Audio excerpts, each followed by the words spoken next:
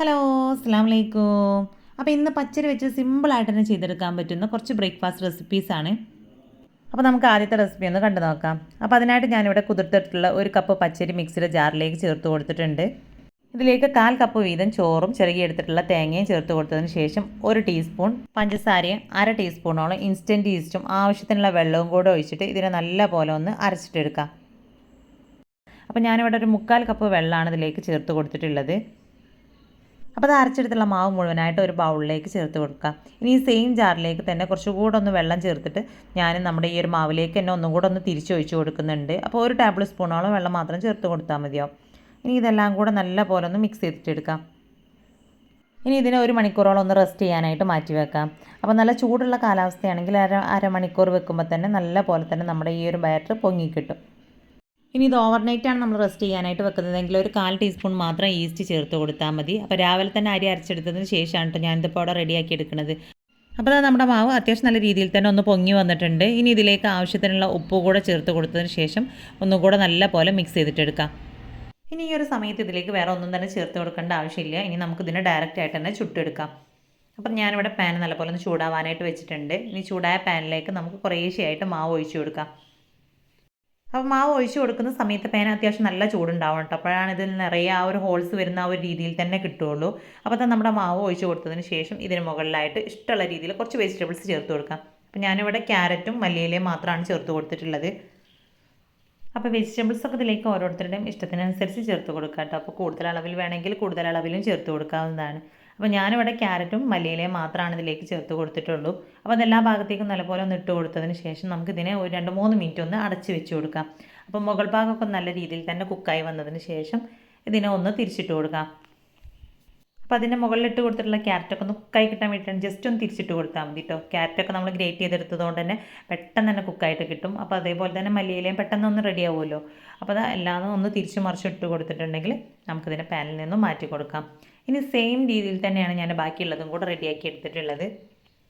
അപ്പോൾ ഇഡ്ഡലിപ്പൊടിയൊക്കെ നമുക്ക് റെഡിയാക്കി വെച്ചതുണ്ടെങ്കിൽ ഈ ഒരു സമയത്ത് ഇതിന് മുകളിലൊക്കെ ആയിട്ടൊന്ന് ഇട്ട് കൊടുത്തിട്ട് റെഡിയാക്കി എടുക്കുകയാണെന്നുണ്ടെങ്കിൽ കുറച്ചും കൂടെ നല്ല ഒരു ടേസ്റ്റ് ആയിരിക്കും കേട്ടോ. അപ്പോൾ അതേപോലെ തന്നെ കുട്ടികൾക്കൊക്കെ റെഡിയാക്കി കൊടുക്കുന്ന സമയത്ത് അതിലേക്ക് കുറച്ച് നെയ്യൊക്കെ ചേർത്ത് കൊടുത്ത് റെഡിയാക്കി കൊടുക്കുകയാണെങ്കിൽ കുറച്ചും കൂടെ ഹെൽത്തി ആയിരിക്കും.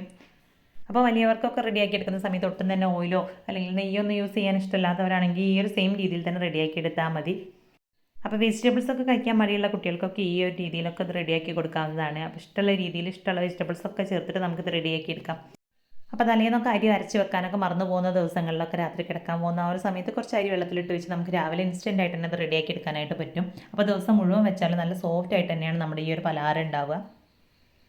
ഇനി അടുത്ത് നമ്മുടെ ബ്രേക്ക്ഫാസ്റ്റ് റെഡിയാക്കി എടുക്കാനായിട്ട് ഞാനിവിടെ 1.5 കപ്പ് കുതിർത്തെടുത്തുള്ള പച്ചരി നല്ലപോലെ കഴുകി വൃത്തിയാക്കി എടുത്തതിന് ശേഷം മിക്സിയുടെ ജാറിലേക്ക് ചേർത്ത് കൊടുത്തിട്ടുണ്ട്. ഇനി ഇതിലേക്ക് നല്ലൊരു ഫ്ലേവർ കിട്ടാനായിട്ട് ഒരു 2 ഏലയ്ക്കും ആവശ്യത്തിനുള്ള ഉപ്പും കൂടെ ചേർത്ത് കൊടുത്ത് നല്ലപോലെ വെള്ളം ഒഴിച്ചിട്ട് നമുക്കിതിനെ അരച്ചെടുക്കാം. അപ്പോൾ അരിയും വെള്ളവും ഒപ്പം നിൽക്കുന്ന ആ ഒരു രീതിയിൽ ഇതിലേക്ക് വെള്ളം ഒഴിച്ച് കൊടുത്താൽ മതി. അപ്പോൾ ഇതിലേക്ക് വേണമെങ്കിൽ 1-2 ടീസ്പൂൺ ചോറ് കൂടെ ചേർത്ത് കൊടുക്കാം. അപ്പോൾ ഇതാ നമ്മുടെ അരിയൊക്കെ ഇവിടെ നല്ലപോലെ അരച്ചെടുത്തിട്ടുണ്ട്. അപ്പോൾ അത്യാവശ്യം ലൂസായിട്ട് തന്നെയാണ് ഞാനിവിടെ അരച്ചെടുത്തിട്ടുള്ളത്. ഇനി അടുത്തതായിട്ട് ഇതിലേക്ക് വെളിച്ചെണ്ണയിൽ കുറച്ച് തേങ്ങാക്കൊത്തും ചുവന്നുള്ളിയും കൂടെ ഒന്ന് മൂപ്പിച്ചെടുത്തതിന് ശേഷം ചൂടോട് കൂടെ തന്നെ നമ്മൾ അരച്ചെടുത്തിട്ടുള്ള ഈ ഒരു മിക്സിലേക്ക് ചേർത്ത് കൊടുക്കാം. ഇനി ഇതുപോലെ എല്ലാം കൂടെ നല്ലപോലെ ഒന്ന് മിക്സ് ചെയ്തെടുത്ത് കഴിഞ്ഞാൽ പിന്നെ അടുത്തതായിട്ട് നമുക്ക് ഇതിലേക്ക് ചേർത്ത് കൊടുക്കേണ്ടത് ബേക്കിംഗ് സോഡയാണ്. അപ്പോൾ അതൊരു 1/4 ടീസ്പൂണാണ് കേട്ടോ ഞാനിതിലേക്ക് ചേർത്ത് കൊടുത്തിട്ടുള്ളത്. അപ്പോൾ ഇത് നമുക്ക് കറിയുടെ ഒക്കെ കൂടെ കഴിക്കാൻ പറ്റിയിട്ടുള്ള ആ ഒരു രീതിയിലാണ് ഞാനിവിടെ റെഡിയാക്കി എടുക്കുന്നത്. അപ്പോൾ സാധാരണ നമ്മൾ കലത്തപ്പം റെഡിയാക്കി എടുക്കുന്ന സെയിം രീതിയിൽ തന്നെയാണ് കേട്ടോ റെഡിയാക്കി എടുത്തിട്ടുള്ളത്. അപ്പോൾ കുട്ടികൾക്കൊക്കെ റെഡിയാക്കി കൊടുക്കാനാണെങ്കിൽ നിങ്ങൾക്ക് ഇതിലേക്ക് അരി അരച്ചെടുക്കുന്ന സമയത്ത് 1 കപ്പ് പഞ്ചസാരയും കൂടി ചേർത്തിട്ട് ഒന്ന് മധുരമുള്ള രീതിയിലും റെഡിയാക്കി എടുക്കാം. ഇനി ഇത് റെഡിയാക്കി എടുക്കാനായിട്ട് ഞാനിവിടെ കുറച്ചൊരു കുഴിയുള്ളൊരു പാത്രമാണ് എടുത്തിട്ടുള്ളത്. അതിലേക്ക് ഒരു 2 ടീസ്പൂണോളം ഓയിലോ അല്ലെങ്കിൽ നെയ്യോ ചേർത്ത് കൊടുത്തതിന് ശേഷം അത് നല്ല പോലെ ഒന്ന് ചുറ്റിച്ചിട്ടെടുക്കാം. പാത്രത്തിൻ്റെ എല്ലാ ഭാഗത്തേക്കും എത്തുന്ന രീതിയിൽ വേണം കേട്ടോ ഒന്ന് ചുറ്റിച്ചെടുക്കാനായിട്ട്. ഇത് സെയിം രീതിയിൽ തന്നെ നമുക്ക് കുക്കറിലും ചെയ്തെടുക്കാം. സാധാരണ നമ്മൾ കുക്കർ കലത്തപ്പം റെഡിയാക്കി എടുക്കുന്ന അതേ ഒരു രീതിയിൽ തന്നെയാണ് റെഡിയാക്കി എടുക്കേണ്ടത്. ഇനി ഇത് നമ്മളെ മാവ് ഇതിലേക്ക് ഒഴിച്ചു കൊടുക്കാം. മാവ് നമ്മളിതിലേക്ക് ഒഴിച്ചു കൊടുക്കുന്ന ആ ഒരു സമയത്ത് നമ്മുടെ ഫ്ലെയിം ഹൈയിലായിരിക്കാൻ പ്രത്യേകം ശ്രദ്ധിക്കണം. അതേപോലെ തന്നെ മാവ് ഒഴിച്ച് കൊടുക്കുമ്പോൾ അതൊന്ന് ചുറ്റിച്ചിട്ട് വേണം കേട്ടോ അതിലേക്ക് ഒഴിച്ച് കൊടുക്കാനായിട്ട്. അപ്പോൾ മാവ് ഫുള്ളായിട്ട് ഇതിലേക്ക് ഒഴിച്ച് കൊടുത്തതിന് ശേഷം ഒരു 2-3 മിനിറ്റ് നമുക്ക് ഹൈ ഫ്ലെയിമിൽ തന്നെ വെച്ച് കൊടുക്കാം. അതിനുശേഷം നമുക്ക് ഫ്ലെയിം ഏറ്റവും കുറഞ്ഞ രീതിയിലാക്കി കൊടുത്തിട്ട് ഇതിനെ അടച്ച് വെച്ചിട്ട് വേവിച്ചിട്ടെടുക്കാം. അപ്പോൾ ഒരു 15 മിനിറ്റോളം ഞാൻ ലോ ഫ്ലെയിമിലിട്ട് വേവിച്ചെടുത്തതിന് ശേഷം ഒന്ന് തുറന്ന് നോക്കിയിട്ട് ഇതുപോലെ ഒരു ടൂത്ത് പിക്കോ അല്ലെങ്കിൽ ഒരു ഫോർക്കോ യൂസ് ചെയ്തിട്ട് കുത്തി നോക്കുന്ന സമയത്ത് അതിൽ ഒട്ടിപ്പിടിക്കാതെ കിട്ടുന്നുണ്ടെങ്കിൽ നമ്മുടെ ഈ ഒരു പലഹാരം അവിടെ റെഡി ആയിട്ടുണ്ട്. അപ്പോൾ അത് ചെറുതായിട്ട് തന്നെ അതിലിങ്ങനെ ഒട്ടിപ്പിടിക്കുന്ന ഒരു രീതിയിലാണുള്ളത്. അപ്പോൾ ഒരു 5 മിനിറ്റും കൂടെ ഞാനൊന്ന് അടച്ച് വെച്ച് കൊടുക്കുന്നുണ്ട്. ഇനി നമുക്കിതിൻ്റെ ഫ്ലെയിം ഓഫ് ചെയ്ത് കൊടുക്കാം. അപ്പോൾ ഒരു 5 മിനിറ്റ് കൂടെ വെച്ച് കൊടുത്തപ്പോഴേക്കും ഇത് നല്ലപോലെ വെന്ത് കിട്ടിയിട്ടുണ്ട് കേട്ടോ. അപ്പോൾ ഇതുപോലെ കുത്തി നോക്കുന്ന സമയത്ത് നമ്മുടെ ഈ ഒരു സ്റ്റിക്ക് ക്ലീനായിട്ട് വരുന്നുണ്ടെങ്കിൽ നമ്മുടെ പലഹാരം വെന്ത് വന്നിട്ടുണ്ട്. അപ്പോൾ അത് നല്ല അടിപൊളിയായിട്ട് തന്നെ കിട്ടിയിട്ടുണ്ട് കേട്ടോ.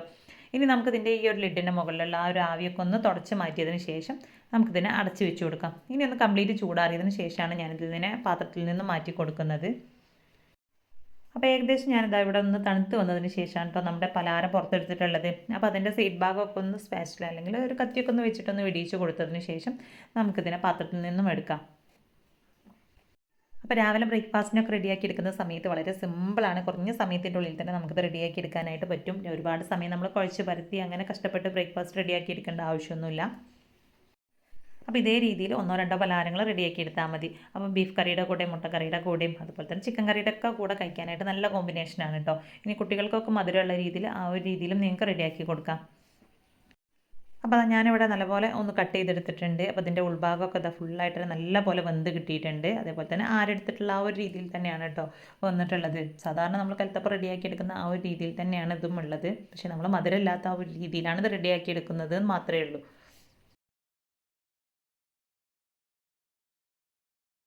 ഇനി അടുത്തൊരു ഐറ്റം വരുന്നത് നമ്മുടെ കണ്ണൂർക്കാരുടെ സ്പെഷ്യലായിട്ടുള്ള ഒരു ബ്രേക്ക്ഫാസ്റ്റ് ആണ്. അപ്പോൾ അതിനായിട്ട് മിക്സിയുടെ ജാറിലേക്ക് കുതിർത്തിട്ടുള്ള പച്ചരി ചേർത്ത് കൊടുത്തതിന് ശേഷം അതിലേക്ക് ഒരല്പം ചോറും ഒരു മുട്ടയും കൂടെ ചേർത്ത് ആവശ്യത്തിനുള്ള വെള്ളവും കൂടെ ഒഴിച്ചിട്ട് നമുക്ക് ഈ ഒരു അരി നല്ലപോലെ അരച്ചെടുക്കാം. അപ്പോൾ ഒരു 1/4 കപ്പ് ചോറാണ് കേട്ടോ ഞാനിതിലേക്ക് ചേർത്ത് കൊടുത്തിട്ടുള്ളത്. അപ്പോൾ അത് നല്ലപോലെ നമ്മുടെ ഈ ഒരു അരി അരച്ചെടുത്തിട്ടുണ്ട്. ഇനി ഇതിനെ വേറൊരു ബൗളിലേക്ക് മാറ്റി കൊടുക്കാം. ഇനി അരച്ചെടുത്തിട്ടുള്ള മിക്സിയുടെ ജാറിലേക്ക് ഞാൻ 1 ടീസ്പൂൺ വെള്ളവും കൂടെ ചേർത്തിട്ട് ഒന്ന് മിക്സ് ചെയ്ത് ഇതിലേക്ക് ചേർത്ത് കൊടുത്തിട്ടുണ്ട്. അപ്പോൾ ഇത് ഒരുപാട് അങ്ങനെ ലൂസായിട്ടുള്ള രീതിയിൽ അരച്ചെടുക്കരുത് കേട്ടോ. കുറച്ചൊരു തിക്കായിട്ടാണ് നമ്മുടെ ഈ ഒരു ബാറ്റർ കിട്ടേണ്ടത്. ഇനി ആവശ്യത്തിനുള്ള ഉപ്പും കൂടെ ചേർത്ത് ഇതിനെ നല്ല പോലെ ഒന്ന് മിക്സ് ചെയ്തിട്ടെടുക്കാം. അപ്പോൾ ഈ ഒരു സമയം കൊണ്ട് തന്നെ ഞാനിവിടെ എണ്ണയൊക്കെ ഒന്ന് ചൂടാവാനായിട്ട് വെച്ചിട്ടുണ്ട്. ഇനി എണ്ണ നല്ല പോലെ ഒന്ന് ചൂടായി വന്നതിന് ശേഷം ഓരോ തവി മാവ് ഇതിലേക്ക് ഒഴിച്ചു കൊടുക്കാം. അപ്പോൾ സംഭവം എന്താണെന്നുള്ളത് ഇപ്പോൾ മനസ്സിലായിട്ടുണ്ടാവില്ലേ. നമ്മുടെ കണ്ണൂർക്കാരുടെ സ്പെഷ്യലായിട്ടുള്ള മുട്ടസുർക്കയാണ് റെഡിയാക്കി എടുക്കുന്നത്. അപ്പോൾ സാധാരണ നമ്മൾ നെയ്യപ്പൊക്കെ റെഡിയാക്കി എടുക്കുന്ന അതേ ഒരു രീതിയിൽ തന്നെ നമ്മൾ മാവ് ഒഴിച്ചിട്ടാണ് കേട്ടോ ഇത് റെഡിയാക്കി എടുക്കുന്നത്. അപ്പോൾ ഇതിലേക്ക് വെജിറ്റബിൾസ് ചേർത്തിട്ട് ആ ഒരു രീതിയിലും റെഡിയാക്കി എടുക്കാറുണ്ട്. അപ്പോൾ ഞാനിപ്പോൾ അവിടെ പ്ലെയിൻ ആയിട്ടാണ് റെഡിയാക്കി എടുക്കുന്നത്. അപ്പോൾ ഒരു സൈഡ് നല്ലപോലെ ഒന്ന് കുക്കായി വന്നതിന് ശേഷം നമുക്ക് മറ്റേ സൈഡിലേക്കും കൂടെ ഒന്ന് തിരിച്ചിട്ട് കൊടുക്കാം.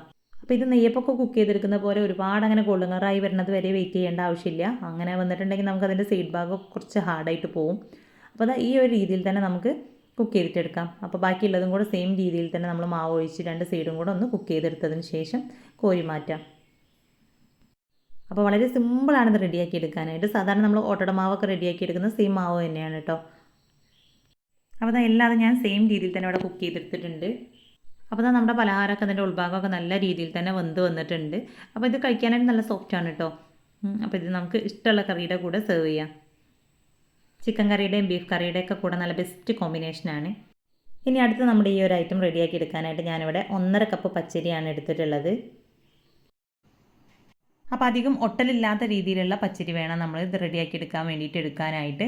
അപ്പോൾ നമ്മുടെ ഈ ഒരു പച്ചരി മുഴുവനായിട്ട് മിക്സിയുടെ ജാറിലേക്ക് ചേർത്ത് കൊടുത്തതിന് ശേഷം ഇതിലേക്ക് ഒരു 3/4 കപ്പ് ചോറ് ചേർത്ത് കൊടുക്കാം. അപ്പോൾ ഒന്നിച്ച് അരച്ചെടുക്കാൻ ബുദ്ധിമുട്ടുള്ളവരാണെങ്കിൽ 2 ബാച്ചായിട്ട് അരച്ചെടുത്താൽ മതി.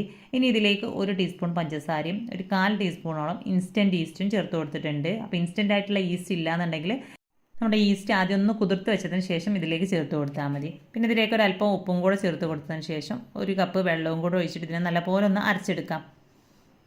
അപ്പോൾ വെള്ളത്തിൻ്റെ അളവിലൊക്കെ ചെറിയൊരു ചേഞ്ച് വരാനൊക്കെ സാധ്യതയുണ്ട് കേട്ടോ. അപ്പോൾ നമ്മൾ അരിയും ആ ഒരു ചോറിനെയും കുറച്ച് മുകളിലായിട്ട് നിൽക്കുന്ന രീതിയിൽ വെള്ളം ഒഴിച്ച് കൊടുത്താൽ മതി. ഇനി ഇതിനെ നല്ല രീതിയിൽ തന്നെ അരച്ചിട്ടെടുക്കാം.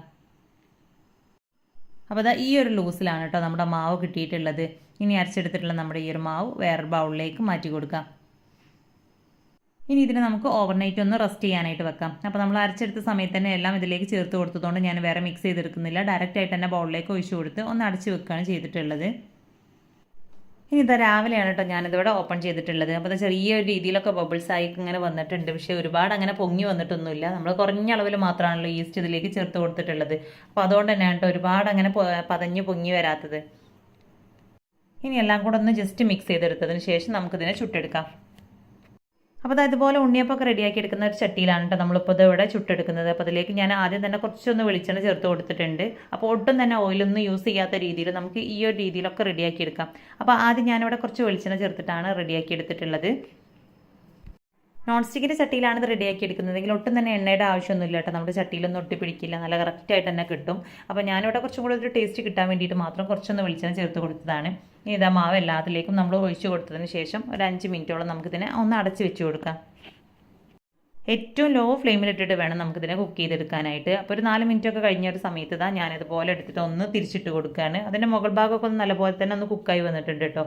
ഇനി ബാക്കി ഭാഗം കൂടെ ഒന്ന് ഡ്രൈ ആയി കിട്ടാൻ വേണ്ടിയിട്ടാണ് ഇതുപോലെ തിരിച്ചിട്ട് കൊടുക്കുന്നത്.